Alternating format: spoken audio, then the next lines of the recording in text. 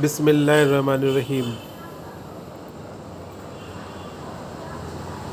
رسول مسجد نبوی کی تعمیر، صفحہ 95 سے 101 تک مجھے دیا گیا ہے۔ مدینہ کے قیام کے بعد ایک مسجد کی تعمیر کی گئی، اور یہ مسجد جو ہے وہ مدینہ میں جانے کے بعد مسجد بنانی تھی تو خاندان نجار کی ایک زمین تھی، یتیم لوگوں کی تھی، تو اس کو ہوا کہ وہیں پہ مسجد نبوی بنائی جائے گی۔ ان لوگوں نے کہا کہ زمین مفت میں دینا چاہا، لیکن پتہ لگایا گیا تو معلوم ہوا کہ وہ یتیم بچوں کی ہے۔ یتیم بچے بھی آ گئے کہ ہم لوگ اس کو مفت میں دیں گے، مسجد کو ڈونیٹ کریں گے، یہ زمین ہمارے لیے کوئی مشکل نہیں ہے۔ لیکن رسول اللہ صلی اللہ علیہ وسلم نے وہ جو ہے زمین جو ہے انہوں نے خریدا، اور سونے کے 10 دینار کے بدلے میں خریدا۔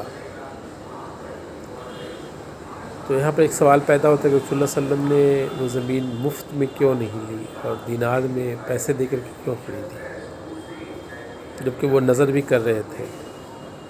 میرے سمجھ میں یہ بات آتی ہے کہ رسول اللہ صلی اللہ علیہ وسلم یتیم کے مال کے بارے میں قرآن میں بہت ساری باتیں کہی گئی ہیں یتیم کے مال کھانے کے بارے میں، اس لیے احتیاط کے طور پر رسول اللہ صلی اللہ علیہ وسلم نے محسوس کیا۔ دوسرے یہ ہے کہ احتیاط کے طور پر پیسہ دے کر خریدنا بہتر سمجھا۔ دوسرے یہ کہ بچوں کی طرف سے یہ پروپوزل آیا تھا، ظاہر ہے کہ بچے اڈلٹ نہیں ہے، وہ جوان نہیں ہے، اور ایک جوان آدمی ہی صحیح فیصلہ کر سکتا ہے، اس لیے بچوں کی بات کو انہوں نے نہیں ایکسیپٹ کیا۔ ہو سکتا ہے کوئی اس کا مالک ہوتا عام آدمی، جوان آدمی، تو اس کا وہ نظر قبول کر لیا جاتا۔ تو ہم کو یہ دو وجہ لگتی ہے رسول نے اس کو قبول نہیں کیا۔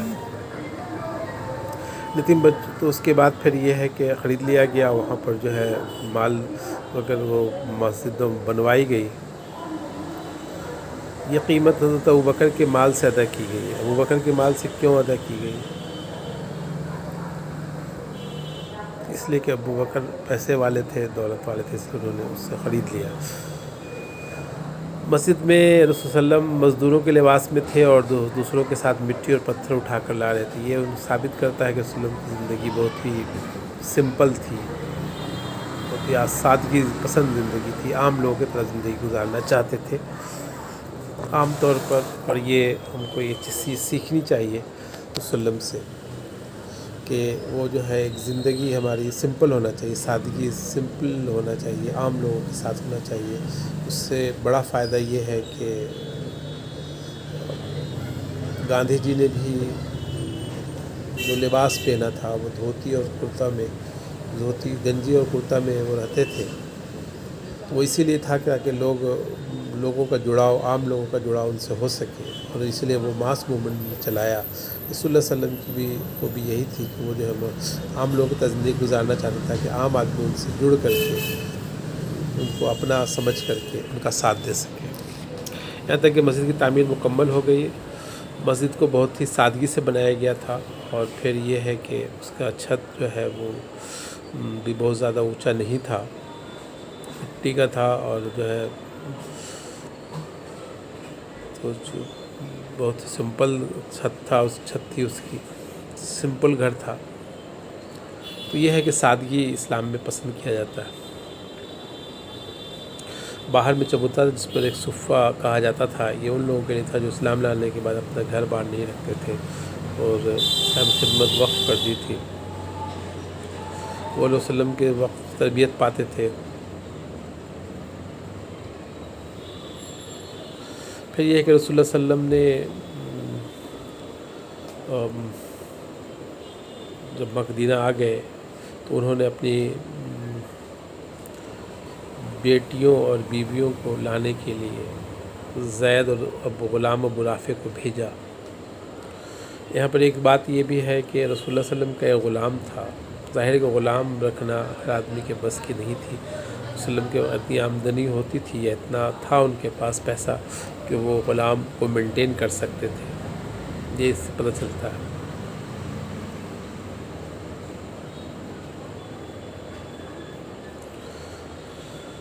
بیٹی اور بیوی کو ایک سوال میرے ذہن میں یہ پیدا ہوا کہ بیٹی اور بیوی کو رسول اللہ کی مکہ والوں نے کیسے آنے دیا، جبکہ یہ دشمن رسول اللہ دشمن تھے، ان کی جان کے در پہ تھے، تو پھر ان کی بیٹی اور بیوی کو کیسے آنے دیا؟ یہ ایک سوال ہے جس کا جواب ان کو نہیں مل پایا۔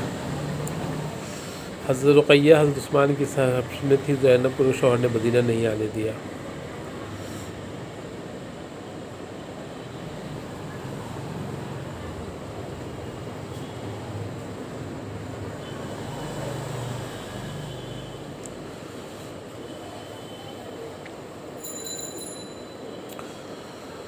اس کے بعد جو ہے مسجد نبوی کے بغل میں ازواج مطہرات کو حجرے بنوائے گئے، جس میں سودا اور عائشہ دو بیویاں رسول اللہ کے زوجیت میں تھیں، تو وہ لوگ رکھی گئیں۔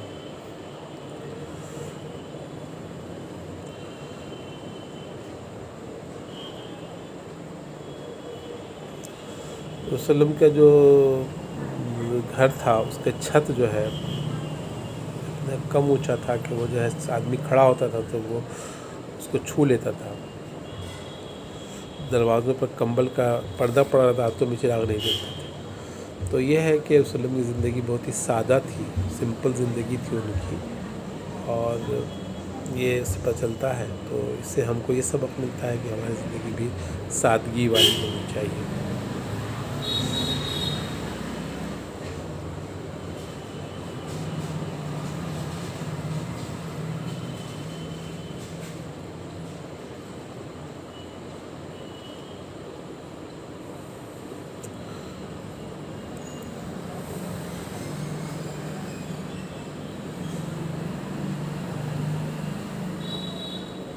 قریش مکہ سے بڑا سامان آئے تھے، حالانکہ مسجد نبوی کی تعمیر کے بعد رسول اللہ نے مکہ اور مدینہ کے ایمان کو رشوت و قوت میں باندھ دیا، یعنی انہیں بھائی بنا دیا۔ تو قرآن کی آیت کا منشا پورا ہو گیا، بھائی بنا دیا تھا، اور وہ جو ہے انہوں نے بہت ہی بڑا قربانی کا جذبہ پیش کیا کہ یہ مثال بھی ملتی ہے کہ وہ دو بیویاں ہیں، اور بولا کہ ایک کو طلاق دے دیتے ہیں، آپ جس کو پسند ہو تو اس سے شادی کر لیجیے۔ تو یہ ایک بڑی قربانی ملتی ہے، اور اسلام کو پھیلنے میں جو آپس کی محبت اور بھائی چارہ، یہ بہت بڑی بات ہے۔ افسوس کہ آج کے زمانے میں یہ محبت دیکھنے کو مسلمانوں میں نہیں ملتی۔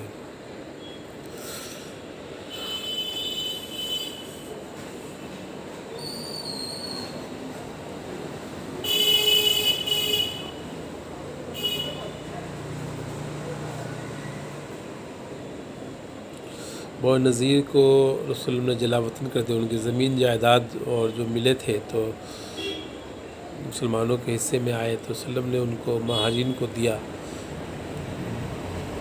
دینا چاہا، لیکن ان سے انصار سے اجازت چاہی کہ ایسا ہم کریں یا نہ کریں، اس لیے کہ ظاہر ہے کہ وہ اس پر حق تو ہے مہاجرین کا بھی تھا اور انصار کا بھی تھا۔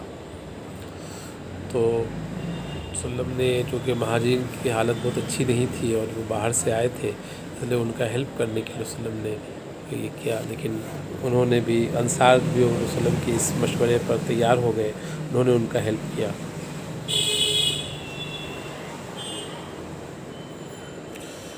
پھر یہ ہے کہ عبد الرحمن ابن عوف کے بارے میں یہاں پر بات ملتی ہے۔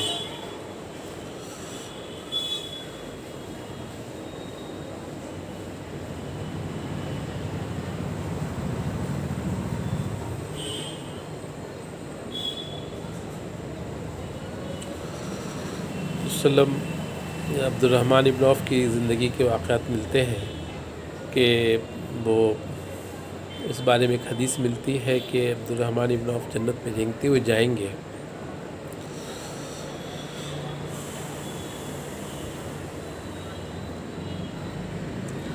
عبد الرحمن ابن عوف نے اللہ کے راہ میں بہت سارے خرچ کیے ہیں، اور عبد الرحمن ابن عوف، عثمان غنی، یہ دو بہت پیسے والے تھے۔ عبد الرحمن ابن عوف کے بارے میں یہ بھی آتا ہے کہ جب ان کا انتقال ہوا تو ان کے جو سونے کی ڈلی تھی اس کو پھاوڑوں سے کاٹ کر کے لوگوں میں بانٹا گیا۔